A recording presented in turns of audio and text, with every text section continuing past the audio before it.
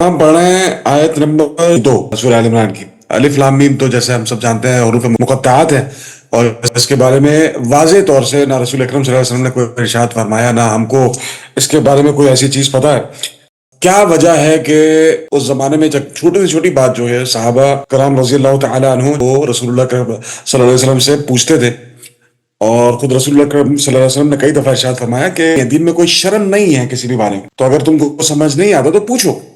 तो अज़दवाजी मामलात से लेकर और बिजनेस तक के मामलात जो है वो रसूल अकरम सल्लल्लाहु अलैहि वसल्लम से पूछे गए। सहाबा का तर्जमल देखते हुए बड़ी बड़ी किताबें और बड़े बड़े निज़ाम और ये सारी जो आज हमारे सामने इमारत खड़ी है, वो जो खड़ी है वो इसी लिए खड़ी है वो इमारत कि वो तमाम चीजें जो उन्होंने बताई उसको देख के हमने किया। तो अब हम ये देखते हैं कि रसूल अकरम सल्लल्लाहु अलैहि वसल्लम के जमाने में किसी सहाबी ने इन हरूफ मुक़त्तआत के बारे में क्यों नहीं बात की। यकीनन उस जमाने में इस तरह के हरूफ मुक़त्तआत जो हैं वो एक आम बात थी, उसके बारे में बात करना, या एक ऐसा आम फहम मामला था कि जिसको लेकर किसी सहाबी ने इन हरूफ मुक़त्तआत के बारे में खास तौर से कभी नहीं पूछा। तो ये तो पहली आयत अलिफ लाम मीम जैसे सूरह बकरा की है, और जैसे हमने पिछली क्लास में बात की थी, तो इसका भी स्टार्ट बिल्कुल वैसे ही हुआ जैसे सूरह बकरा का हुआ था।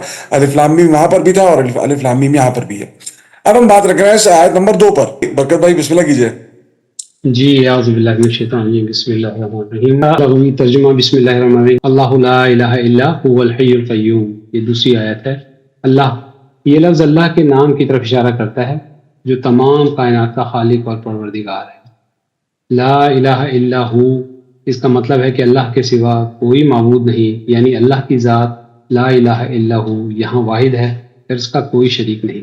अल हई, अल्लाह की ज़िंदगी का ख़ास वस्फ़ है, तो हर चीज़ की ज़िंदगी का सरचश्मा है और ख़ुद अपनी ज़ात में ज़िंदा है और ख़ुद से ज़िंदा है। अल क़य्यूम, अल्लाह ताला की वो ज़ात और वो सिफ़त है जिसके ज़रिए वो तमाम मखलूक़ात का इंतज़ाम संभालता है, वो ख़ुद से ज़िंदा है, हमेशा के लिए कायम है।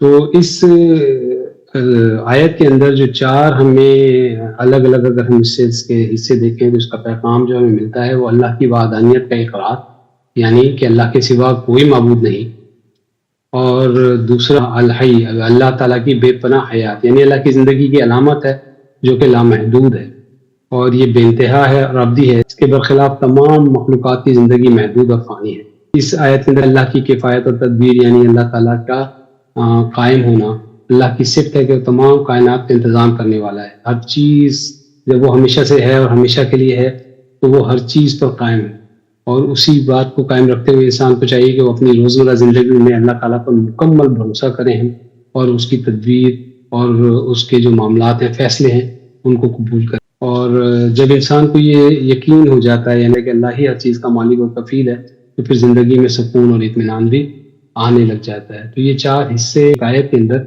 मौजूद हैं कि जिसमें अल्लाह की वहदानियत, अल्लाह की बेपनाह हयात, उनकी किफ़ायत और इत्मीनान और सुकून इस आयत के ज़रिए से हम हासिल कर सकते हैं।